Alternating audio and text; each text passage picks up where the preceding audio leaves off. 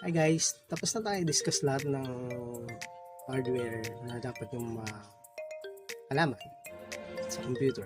So susunod natin is software. Software kasi yun yung program na nagpapagana dun sa mga hardwares natin. So without the software, hindi siya mababasa ng computer or hindi siya ma-interpret ng CPU. So fun fact na karamihan, pansinin nyo na pag nagsasaksa kayo ng USB dun sa mga bagong unit or sa ibang unit na hindi pa nababasa yung USB mo, makikita mo nag-installing siya or hinahanap yung pinaka-program na para magpagana sa hardware. So ibig sabihin, kailangan mo talaga ng software para mapagana mo yung mga hardwares mo. So dahil dyan, turuan ko kayo kung paano mag-install ng operating system, which is Windows na. Tuturo ko sa inyo siya step by step. Gamit muna yung CD. Pero kasi yung pag nalaman mo na kung paano install gamit ang CD, madali na yon. Pwede ka na rin gumamit ng USB, bootable USB. Same lang din naman yung process. Ang pinagkaiba lang is yung boot sequencing. So kung interesado na kayo, tara, start na natin. Okay, ang unang step para sa pag-install ng Windows is pumasok ka muna dun sa BIOS para ayusin yung boot sequence mo. Ano ba yung boot? Yung boot, ibig sabihin lang ng boot is start up. So, yun yung pag-open mo ng computer, yun yung pag-start ng computer mo. Kaya mo isineset yung boot sequence kasi ang sequence ng pagbuboot is una, magbuboot siya sa hard disk. So, doon yung hinahanap yung program. So, dahil hindi mag-install nga tayo ng program at yung software natin is manggagaling sa DVD, kailangan iset natin. Pagpasok naman sa BIOS is depende yan sa BIOS ng computer mo. Pero yung pinipindot dyan, yung pag-open mo ng computer is either delete or F2. So, check nyo pa rin. Meron na akong na-encounter F10 ang gamit. So, depende po yan. Mapapakita ko sa inyo kung paano i-set up muna yung BIOS para makapag-boot ka dun sa CD or sa USB. Depende kung ano yung installer mo. Okay, check natin. So yan, pag i-start, pindutin mo yung F2 which is dito para makapasok ka sa BIOS. Yan, pumasok ka na sa BIOS ngayon. So ang gagawin mo, hahanapin mo yung boot sequence or katulad nito sample. Yan, boot. So nakikita mo yung boot sequence niya is ang unang-unang boot niya is USB HDD. So dahil gagamitin natin DVD, so dapat ito ang first boot niya. So dapat lagay mo yan sa number 1.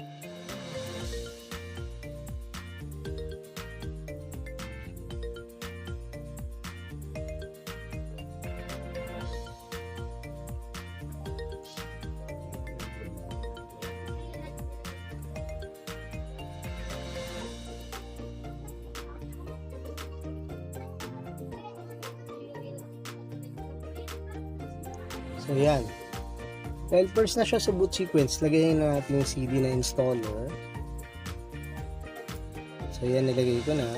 So dahil number 1 na siya sa boot sequence, kailangan nating i-save. Huwag nyo kakalimutan i-save. So F10 ang pipindutin mo para save and exit. F10, yan, system configuration, save configuration, change and exit now. So, enter mo lang, yes. Press any key. Yan, pindutin mo para pumasok ka dun sa installation, Windows installation. Yan, papasok na siya.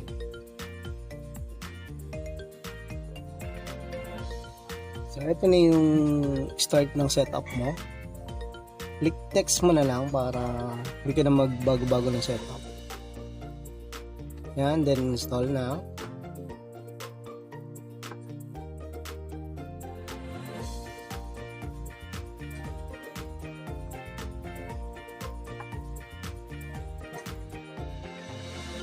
So, yung tagal ng pag-i-install is depende yan sa bilis ng computer mo. Ito kung gamit ko kasi Core i3, naka 4 GB memory. So kung nakikita nyo rito yung architecture, may x86 tsaka x64. Ibig sabihin ng x86 is yung 32-bit na architecture niya. Tapos yung x64 is yung 64-bit. Ang gagamitin lang natin dito is yung Windows 10 Pro na 64-bit. Click mo lang siya, then next. Accept mo lang. Parang yung pag nag-aaway kayo, accept nyo lang lagi. Dito naman, dito ko sa custom kasi first time mo pa lang siya install. Okay, dito sa part na to, kailangan, etong system reserve, kasi may naka-install ng Windows dito beforehand, kaya meron ng system reserve. Tapos ito yung drive C mo, ito yung backup natin ng new volume. So nandito yung mga save files ko.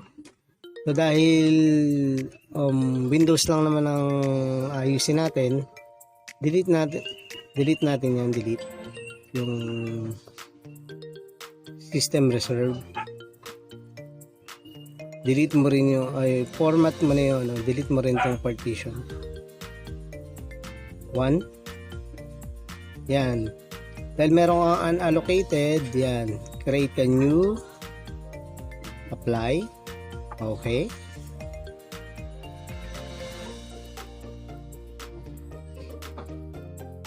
Yun. Gumawa ulit siya ng bagong system reserve.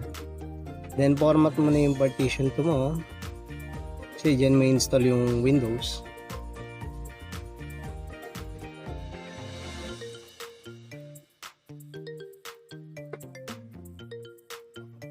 Tayo mo lang matapos yan.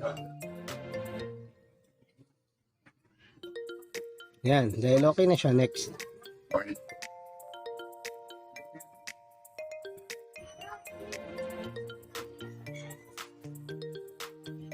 So yung installation windows, ang nangyayari dyan is kinakopy niya from the DVD na install mo, or kung USB flash drive ang gamit mo na bootable, kinakopy niya yung mga files doon, nililipat niya doon sa hard disk.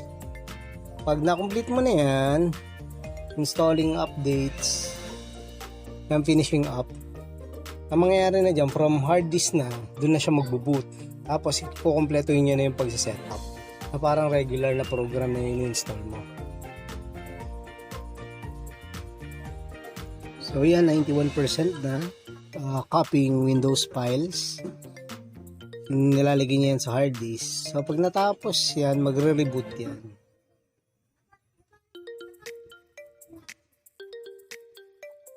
So dahil na na-copy niya na yung mga files dun sa hard disk, sa susunod na lumabas yung press any key to boot from CD or DVD, huwag nyo nang pindutin, hayaan nyo na lang siya matapos.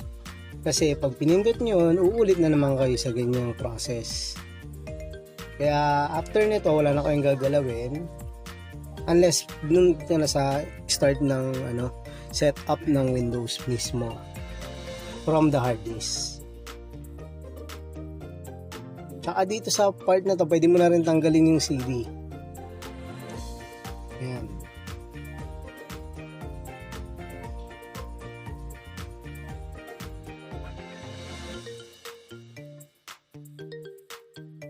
Finishing up, nakikita mo, magre-reboot yan, magre-restart. Yan, pwede yan, pwedeng click start now, or hayaan mo na lang. Kusa naman yun mag-restart, kaya katulad yan.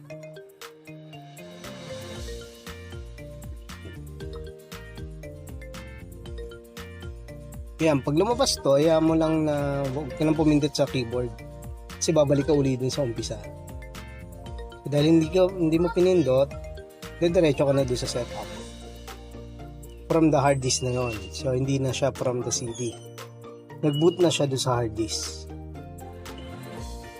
Kasi nandun na yung Windows mo. Pakapin niya. Okay, dito na tayo sa setup. So, ito na yung pinaka-start ng pag-setup ng OS nyo sa laptop. So, enter product key. Pwede naman yung gawin later, do it later. Para mabilis lang tayo. Kahit huwag ka na rin muna mag-connect. Skip this step. Ayun, use express settings ka na lang. Para mabilis lang. Lalo kung hindi ka naman familiar dun sa mga settings, hayaan mo na yung default settings ng doon. Kung saan na yan magsaset. Set up mo na lang yung name.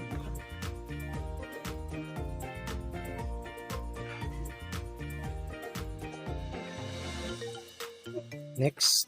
Pwede mo na yung next yan. Kahit wag mo muna lagyan ng password.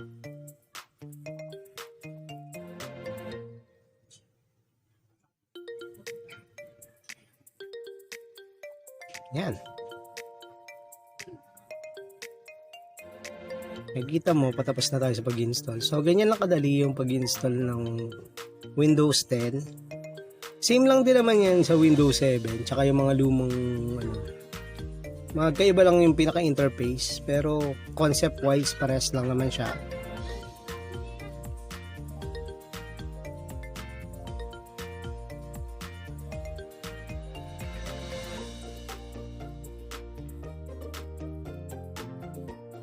So ayan na, tapos na tayo sa pag-install. Naka-install na yung Windows 10 natin. Nakita nyo na kung paano i-set up. Hopefully nakatulong ako dun sa mga gustong matuto ng pag-install ng Windows 10. So mag-like na kayo at mag-subscribe para sa mga susunod kong video kasi meron pa yung mga karugtong. See you in the next video. Salamat!